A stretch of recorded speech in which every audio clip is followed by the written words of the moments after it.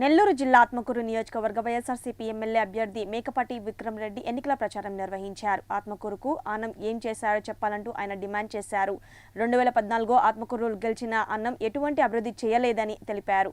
వచ్చే ఎన్నికల్లో ఫ్యాన్ గుర్తుకు ఓటు వేసి తనను భారీ మెజార్టీతో గెలిపించాలని ప్రజలను కోరారు.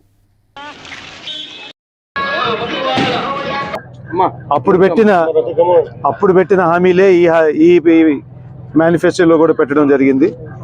ఫ్రీ బస్ పాస్ కానీ, లేకపోతే ఇంటింటికి ఒక ఉద్యోగం కానీ, లేకపోతే ఉద్యోగం లేకపోతే తప్పు చేయమని చెప్పేసి నిర్ణయం తీసుకున్నాం. మిగతా సంగతులు ప్రచారంలో చూసుకుంటే మా టీడీపీ అభ్యర్థి అయితే మేము ఆత్మకూరుకి ప్రతి పంచాయతీ కానీ ప్రతి గ్రామానికి ఏం చేయాలి దానికి ఒక మేనిఫెస్టో తయారు చేసి ముందుకు తీసుకోబోతున్నాం ప్రజల ముందుకి. వాళ్ళకి వచ్చిన 5 సంవత్సరాల్లో గత 5 సంవత్సరాల్లో ఏమేమి చేసాం, వచ్చే 5 సంవత్సరాల్లో ఏం చేయబోతున్నాం అని చెప్పేసి అవి ప్రచారం తీసుకోబోతూ ఉంటే మా టీడీపీ అభ్యర్థి ఆయన అందం గురించి ఎక్కువ మాట్లాడుకుంటున్నారు.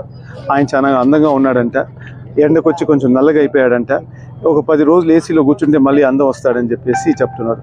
ఆయన అందం చూసేంత తప్పకుండా అందరూ గమనిస్తున్నారు. తప్పకుండా అప్రిషియేట్ అయితే చేస్తారు ఆయన అందానికి. బాగా అందగాడు.